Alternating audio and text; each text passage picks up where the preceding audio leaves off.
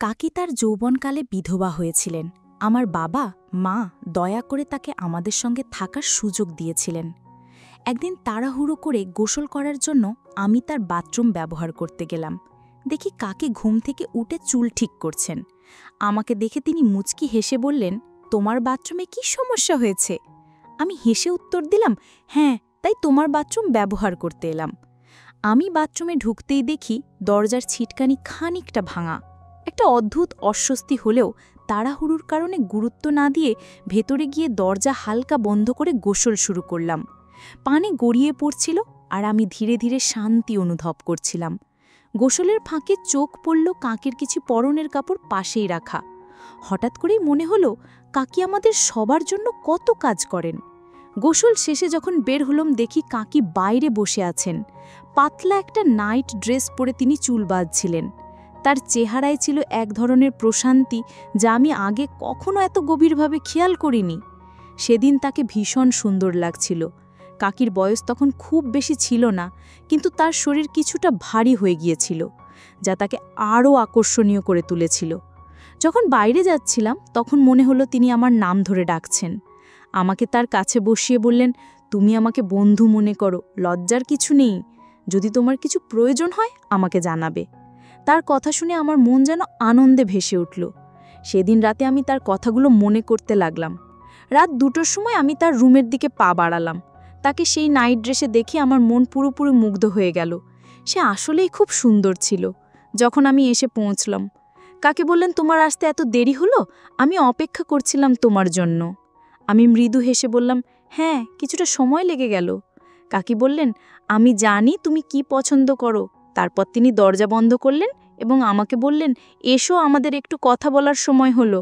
আমরা বিছানায় বসে গল্প করতে লাগলাম। আমি বললাম, প্লিজ আলোটা একটু বন্ধ করে দাও। কাকি আমার কাঁধে হাত রেখে হেসে বললেন, নিশ্চয়ই। তিনি পাশের ড্রয়ার থেকে কিছু নিয়ে আসলেন এবং আমরা আরাম করে বসে গল্প করতে লাগলাম। তারপর গল্পটি ভালো লাগলে ভিডিওটি লাইক, শেয়ার এবং চ্যানেলটি সাবস্ক্রাইব করো প্লিজ। আমার নাম রাকিব। আমি গ্রামের ছেলে, 21 বছর বয়স, আর আমাদের বাড়ি এক সুন্দর ছোট্ট গ্রামে। এখানে মাটির ঘ্রাণ, পরিষ্কার আকাশ আর সতেজ বাতাসে মুগ্ধ হয়ে থাকে। শহরে যাবার তেমন প্রয়োজনই হয় না। আমাদের অনেক জমি জমা আছে, সেগুলো দেখাশোনা করি। আমার বাবার একটা ভাই ছিলেন যিনি অত্যন্ত ভালো মানুষ ছিলেন। তিনি এমন একটা মেয়েকে বিয়ে করেছিলেন যার পোশাক আশাক এবং চলাফেরা ছিল খুবই আধুনিক। তার সৌন্দর্য ছিল মুগ্ধকর, এমনকি গ্রামের মেয়েরাও তাকে দেখে অনুপ্রাণিত হতো। কাকির সৌন্দর্য এবং ব্যক্তিত্বের জন্য সবাই তাকে পছন্দ করত, কিন্তু তার মধ্যে একটা অদ্ভুত শূন্যতা ছিল। সারাক্ষণ তিনি নিজের সৌন্দর্য নিয়ে ব্যস্ত থাকতেন এবং তার বিশ্বাস ছিল যেহেতু ঈশ্বর তাকে এমন সৌন্দর্য দিয়েছেন, তা লুকিয়ে রাখার কোনো মানে নেই। তাই এই সৌন্দর্য যে আমি অনেক মুগ্ধ হয়ে যাই। আমি তাকে মনে মনে অনেক ভালোবাসতে থাকি।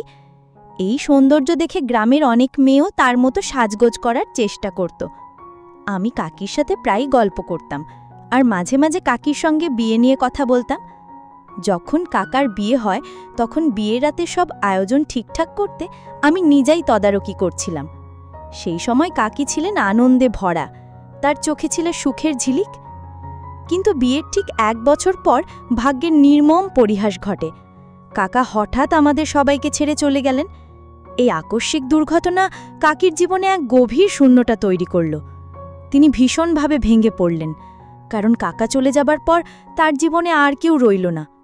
তার নিজের পরিবারেও তেমন কেউ ছিল না যাদের কাছে তিনি ফিরে যেতে পারেন। আমরা সবাই মিলে সিদ্ধান্ত নিলাম যে কাকি আমাদের সাথেই থাকবেন।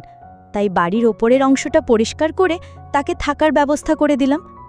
আমরা সবাই মিলে তার পাশে দাঁড়ানোর চেষ্টা করলাম যেন তিনি একটু হলেও স্বস্তি পান। কাকি আমাদের বাড়িতে থাকতে শুরু করলেন, আর আমি নিশ্চিত করলাম তার আরাম আয়েশে কোনো রকম অসুবিধা না হয়। তার জামাকাপড় এবং অন্যান্য জিনিসপত্র গুছিয়ে দিলাম যাতে তিনি সহজে সবকিছু পেতে পারেন। কাকি আমাদের সঙ্গে থাকতে চেয়েছিলেন কারণ আমাদের বাড়ি তার জন্য নিরাপদ ও স্বস্তিদায়ক ছিল। তার মায়ের বাড়ির অবস্থা তেমন ভালো না থাকায় তিনি এখানে এসে থাকতে পেরে বেশ খুশি হলেন। এখন কাকি আমাদের বাড়ির ওপরের ঘরে থাকেন। আমি সবসময় চেষ্টা করি তাকে হাসি খুশি রাখতে, যাতে তার মনে কোনো দুঃখ কাজ না করে। কাকি এখন আমাদের পরিবারেরই একজন, আর তার উপস্থিতি আমাদের জন্য আশীর্বাদের মতো। কাকির মুখে ধীরে ধীরে হাসি ফেরতে লাগল, আর আমি ভাবতাম তার স্বামীর অনুপস্থিতিতে কিভাবে তিনি নিজেকে সামলে নিচ্ছেন। একা থাকা যে কতটা কঠিন তা আমার ভালোই জানা ছিল। তাই আমি সর্বদা কাকির মন ভালো রাখার চেষ্টা করতাম। একদিন আমি যখন গোসলের জন্য প্রস্তুতি নিচ্ছিলাম, হঠাৎ দেখি পানি ফুরিয়ে গেছে। আমাকে কাজে বেরোতে হবে, তাই গোসল করাটা খুবই জরুরি ছিল। তখন ভাবলাম কাকির ঘরের বাথরুমে নিশ্চয়ই পানি থাকবে। আমি কাকিকে সমস্যার কথা বললে তিনি বললেন, কোনো অসুবিধা নেই, তুমি আমার বাথরুমে গোসল করে নাও। আমি তোয়ালে নিয়ে কাকির ঘরে গেলাম। কাকি বাথরুমে ছিটকারি ভাঙা পেয়েছি, তাই আমি তাড়াতাড়ি দরজা বন্ধ করে গোসল করতে শুরু করলাম, যাতে ভুল করে রুমে না আসেন। তাই আমি যতটা তাড়াতাড়ি সম্ভব গোসল শেষ করলাম। গোসল শেষ করে তোয়ালে জড়িয়ে বাইরে বেরোতে দেখি কাকি রুমে ঢুকছেন। আমি একটু লজ্জা পেলাম, কিন্তু কাকি হেসে বললেন, কোনো চিন্তা নেই, তুমি তো আমার সন্তান সম।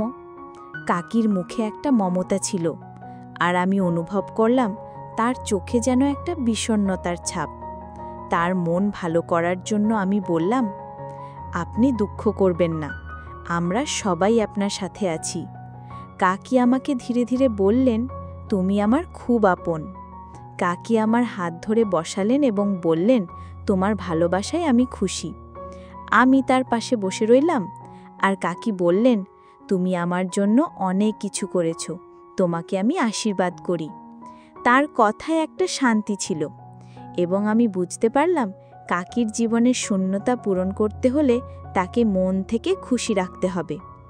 সেই মুহূর্তে আমি বুঝলাম কাকি আমাকে তার আপন মনে করেন, এবং আমি তার পাশে থেকে তাকে খুশি করতে পারি। আর আমি তখনও তোয়ালে পরে তার পাশে বসেছিলাম, তাই আমি একটু লজ্জা পাচ্ছিলাম। কাকি আমাকে বলল, আমার ঘরে আসো, আমরা অনেক গল্প করব, কারণ আমার রাতে ঘুম আসে না তোমার কাকা চলে যাওয়ার পর থেকে। আমি তাকে বললাম, ঠিক আছে। মনে মনে একটু আনন্দিত হলাম। রাতে কাকির ঘরে যেতে হবে ভেবে আমি একটু অস্বস্তি বোধ করছিলাম। দ্রুত জামাকাপড় বদলে বাইরে চলে এলাম। মনে মনে আশা করেছিলাম এমন কিছু ঘটুক যাতে আমাকে আর কাকির ঘরে যেতে না হয়, কারণ এই ধরনের পরিস্থিতির মুখোমুখি আমি আগে কখনো হইনি।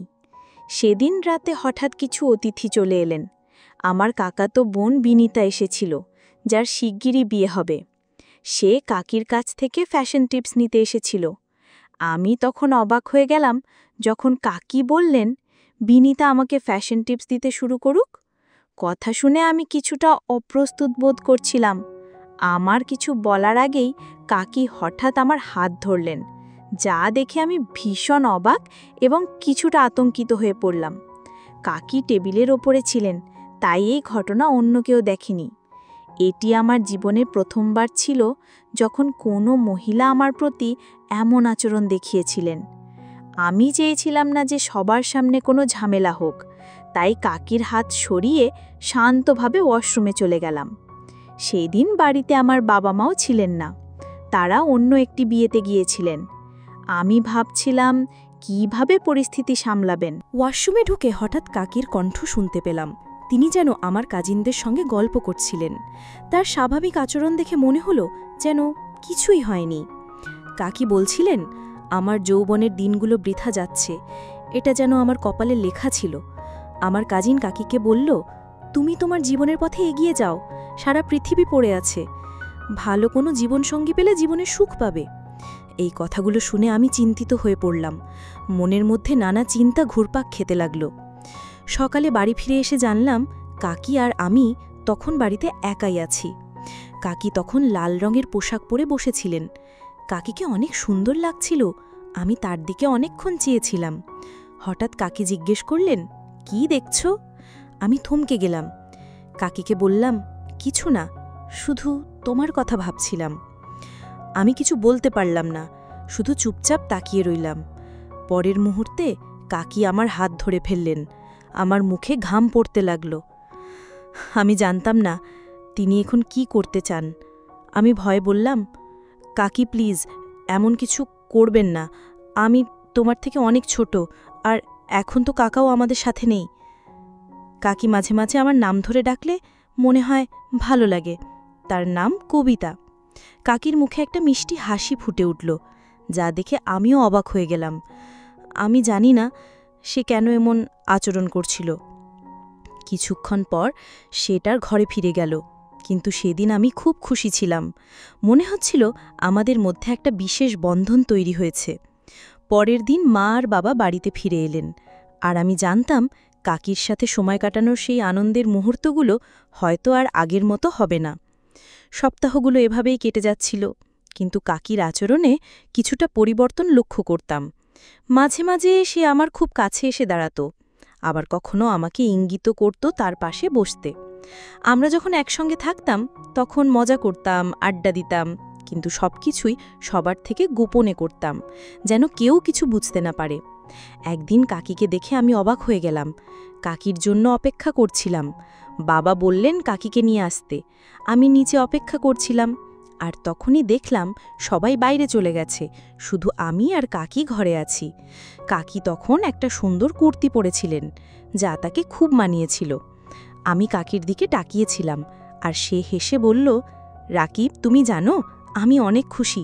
তুমি যদি কিছু চাও তা আমি পূরণ করব। তার কথা শুনে আমি এক মুহূর্তের জন্য হতভম্ব হয়ে গেলাম, কিন্তু নিজেকে সামলে নিলাম। কিছুক্ষণ পর কাকি ফ্রেশ হয়ে এসে আমাকে জিজ্ঞেস করলেন, কেমন লাগছে? আমি তার প্রশংসা করে বললাম, খুব সুন্দর লাগছে। তারপরে আমরা একসঙ্গে কিছু সময় কাটালাম। এই মুহূর্তগুলো আমার মনে থেকে যাচ্ছিল, যেন আমি সব সময় তাকে পাশে রাখতে চাই। একদিন আমার কাকাতো বোন আমাকে বলল যে তার স্বামী গাড়ি চালাতে জানে না, তাই আমাকে তাদের সাথে যেতে হবে। মা তখনই আপত্তি জানালেন, রাকিব কেন যাবে? আমি এসে মাকে বললাম, কাকি আর আমি যাব। মা রাজি হয়ে গেলেন, আর আমরা সবাই মিলে একটি হোটেলে গিয়ে উঠলাম। আমরা সবাই আলাদা রুম নিয়েছিলাম, কিন্তু কাকি একটু বিচলিত ছিল। তাকে আমি এমন চিন্তিত দেখছি দেখে আমার একটু খারাপ লাগলো। আমি কাকিকে বললাম, চলো একটা মুভি দেখি। আমরা একটি মুভি দেখতে শুরু করলাম, ইংলিশ মুভি। কাকি আমার পাশে বসে মুভি দেখছিলেন। হঠাৎ কাকি আমার হাত ধরলেন। আমি তার মুখের দিকে তাকিয়ে দেখি তার চোখের জল। আমি মুভিটা বন্ধ করে দিলাম। কাকি বললেন, তোমার কাকাকে খুব মিস করছি। আমি কাকিকে আমার বুকে জড়িয়ে ধরে বললাম, তোমাকে আর কষ্ট দেব না। আমরা দুজনেই একে অপরের পাশে দাঁড়িয়ে রইলাম, যেন এই মুহূর্তগুলো আমাদের স্মৃতির পাতায় চিরকাল রয়ে যায়। এরপর আমরা গ্রামের বাড়িতে ফিরে এলাম। আমার কাকিকে দেখে মা খুব খুশি হয়েছিলেন। তিনি মনে করেছিলেন কাকির পাশে থাকা আমাদের সবার জন্যই ভালো। এভাবে দিনগুলো কেটে যাচ্ছিল, আর আমার মুখেও সুখের আভাস ফুটে উঠেছিল।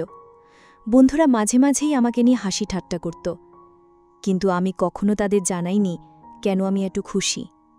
আসলে আমার আনন্দের আসল কারণ ছিল কাকির সঙ্গে সময় কাটানো। মাঝে মাঝে ভাবতেন, কেন কাকি বিয়ে করছেন না? তিনি চিন্তা করতেন আর কতদিন কাকি একা থাকবেন। তবে আমরা দুজনে সিদ্ধান্ত নিয়েছিলাম, কাকিকে কখনো কোনো সিদ্ধান্ত নিতে জোর করব না। তার জীবনের পথ তিনি নিজেই ঠিক করবেন। কাকি ধীরে ধীরে নিজের মতো করে জীবন কাটাতে শুরু করলেন, তবে মাঝে মাঝে তার মুখে চিন্তার ছাপ দেখা যেত। তিনি ভাবতেন, আমি কতদিন তার পাশে থাকব? একদিন না একদিন আমি বিয়ে করব। আর সেই ভাবনাই তাকে একটু মন খারাপ করে দিত। আমি তাকে বুঝিয়ে বলতাম, কাকি, আমি কখনো বিয়ে করব না। কিন্তু কাকি হেসে আমাকে বোঝাতেন, তুমি তোমার জীবন উপভোগ করো, আমি চাই না তুমি আমার মতো একা থেকে যাও। কাকি নিজেই আমার জন্য একটি মেয়ে খুঁজে বের করেছিলেন। তাকে পছন্দ করার পর কাকি এক প্রকার জোর করেই আমাকে বিয়ে করিয়ে দিলেন। কাকি চাইনি যে আমি তার মতো একা থাকি, কিন্তু আমি কাকিকে মন থেকে চেয়েছিলাম। কাকিও আমাকে ভালোবাসে। বাড়ির লোক মেনে নেবে না সে কাউকে কিছু জানায়নি। বিয়ের রাতে এলে আমি প্রথমে কাকির কাছে গেলাম। আমাকে দেখে কাকি বললেন, তুমি এখানে কেন? কিন্তু আমি তাকে কিছু বলার সুযোগ দিলাম না। কিছুক্ষণ পর আমি আমার রুমে এলাম। আমার স্ত্রীও খুব সুন্দরী, কিন্তু তার মধ্যে কাকির মতো মায়া ছিল না। আমি এখনও কাকির সাথে সময় কাটাতে ভালোবাসতাম, এবং কাকি আমার খেয়াল রাখতেন। আমার স্ত্রীও কাকির প্রতি খুব যত্নবান ছিলেন। মাঝে মাঝে স্ত্রী তার বাবা মায়ের বাড়িতে যেতেন, আর আমি তখন কাকির কাছে সময় কাটাতাম। আজও কাকি আগের মতোই সুন্দরী, আর তার সাথে সময় কাটিয়ে আমি শান্তি পেতাম। সেই শান্তি অন্য কোথাও খুঁজে পাইনি। কিন্তু একদিন আমার স্ত্রী আমাকে কাকির সাথে এমন অবস্থায় দেখে ফেললেন, যা তাকে হতবাক করে দিল। তিনি রাগে আমার কাছ থেকে ডিভোর্স চাইলেন। আমি অনেক চেষ্টা করলাম, তাকে বুঝিয়ে বললাম ভবিষ্যতে এমন কিছু হবে না, কিন্তু স্ত্রী আমার কথা বিশ্বাস করতে পারলেন না। তিনি বললেন, জানি না কতদিন ধরে তুমি আর কাকি আমার পেছনে গোপনে সব করেছ। শেষে আমাকে ছেড়ে চলে গেলেন। আমার বাবা মাও বিষয়টি জানলেন এবং খুব রেগে গেলেন। তারা কাকিকে বাড়ির থেকে বের করে দিতে বললেন, কিন্তু আমি কঠিন সিদ্ধান্ত নিলাম। বাবার বিরোধিতা করেও কাকির পাশে দাঁড়ালাম। আমি বাড়ি ছেড়ে কাকির সাথে চলে এলাম এবং তাকে বিয়ে করলাম। যদিও কাকি বিধবা ছিলেন, তারও নিজের মতো জীবন কাটানোর অধিকার ছিল। আমি কাকিকে আমার স্ত্রী হিসাবে মেনে নিয়েছিলাম। বন্ধুরা, আমি জানি না কাকিকে বিয়ে করে আমি সঠিক কাজ করেছি কি না, নাকি তাকে একা রেখে যাওয়া উচিত ছিল। আপনি কি মনে করেন? আপনার মতামত কমেন্টে জানাবেন। গল্পটা কেমন লাগলো জানাতে ভুলবেন না। আরও মজার মজার রোম্যান্টিক গল্প শুনতে চাইলে ভিডিওটি লাইক, শেয়ার এবং চ্যানেলটি সাবস্ক্রাইব করতে এবং বেল আইকনটি ক্লিক করতে ভুলবেন না। ভিডিওটি দেখার জন্য আপনাদের অসংখ্য ধন্যবাদ।